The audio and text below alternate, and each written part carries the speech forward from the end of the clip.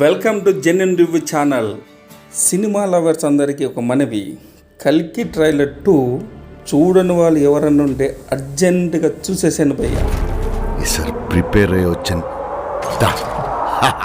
ఎందుకంటే ట్రైలర్ 2 నాగాస్విని ఓ రేంజ్లో తీర్చిదిద్దాడు భయ్య.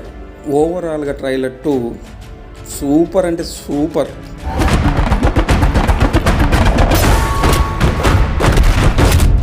ట్రైలర్ చూస్తున్నంతసేపు నాకు మూవీకి ఎప్పుడెప్పుడు వెళ్ళాలనిపిస్తుంది.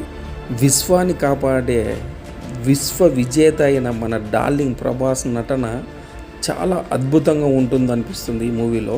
80 సంవత్సరాలు దాటిన బచ్చన్ గారి గ్రేస్ ఏమాత్రం 40 సంవత్సరాల కిందట ఎంత డైనమిక్గా పర్ఫామ్ చేసేవారో అంతే డైనమిక్గా, అంత ఎనర్జీగా 80 సంవత్సరాల తర్వాత కూడా పర్ఫార్మెన్స్ చేస్తుంటే అలాగే చూస్తుండిపోవాలనిపిస్తుందండి.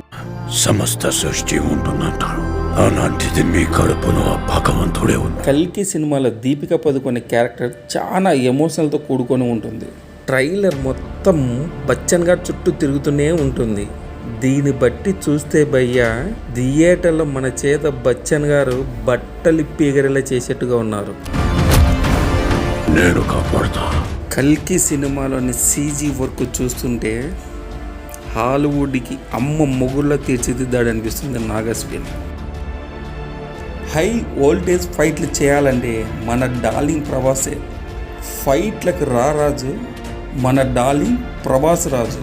డైరెక్టర్ పిచ్చోడు కాదండి, ప్రేక్షకుడు థియేటర్లో అడుగు పెట్టిన ప్రతి సెకండ్ నుండి, బొమ్మ మొదలైన ప్రతి సెకండ్ నుండి ఆడియన్ని మైస్మరైజ్ చేసి ఇంప్రెస్ చేసే విధంగా విజువల్ వండర్తో సిద్ధంగా ఉన్నాడు.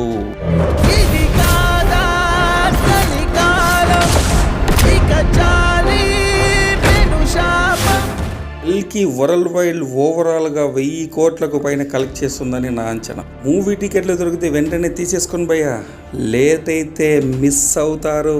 ఒక విజువల్ వండర్ని మిస్ అవుతారు.